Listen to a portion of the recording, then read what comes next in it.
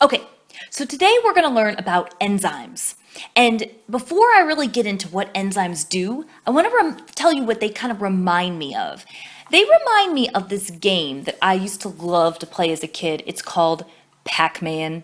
If you have not ever played Pac-Man, it might be because I'm kind of old, but you need to go play it. They often have it on Google as like a little side game, and it is one of the best games, I promise you, Pac-Man.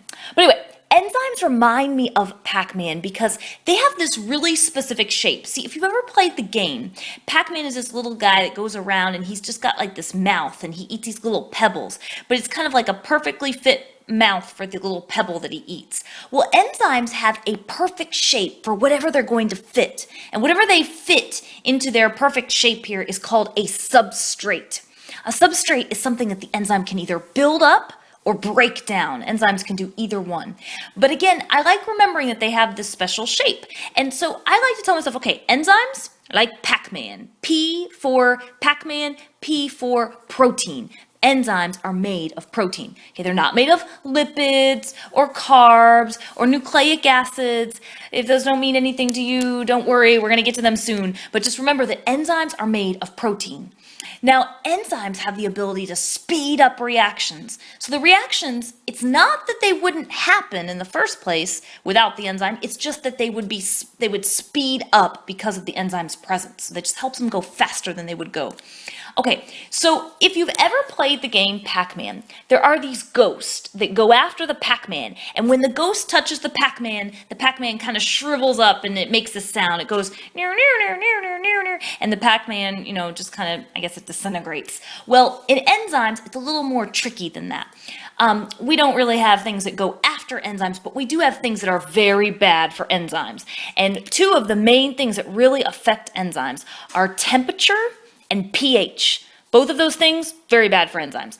pH are things like when we are talking about acids and bases, okay, they have this pH level that is not ideal for the enzyme. Temperatures, when we're talking about really hot temperatures or really cold temperatures. Now, what they do to the enzyme, we don't want to say they hurt the enzyme or eat the enzyme or destroy the enzyme. We really want to say they denature the enzyme. When you think of the word denature, you can think of the word destroy. It basically means that enzyme, its shape is no longer any good to ever match with that poor substrate ever again. So what does this have to do with anything? Are we just learning this for a test? No, this is actually a very important concept. Let me give you a real world example. Say you have a friend that says that they're lactose intolerant.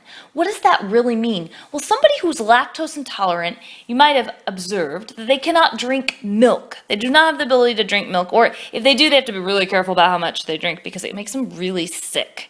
So why is that? Well, milk has a sugar in it called lactose. And people that can't break down lactose, they're missing an enzyme called lactase. Now, you might notice that lactase ends in ACE. Many enzymes end in ACE, A-S-E. Lactase is one of those types of enzymes. So because they don't have this lactase, this little Pac-Man enzyme, they can't break down the lactose. And so the lactose kind of builds up and it makes them feel very, very sick. That is a great example, real-world example of enzymes. I hope that you will stay tuned and listen to more of our videos, and please always stay curious.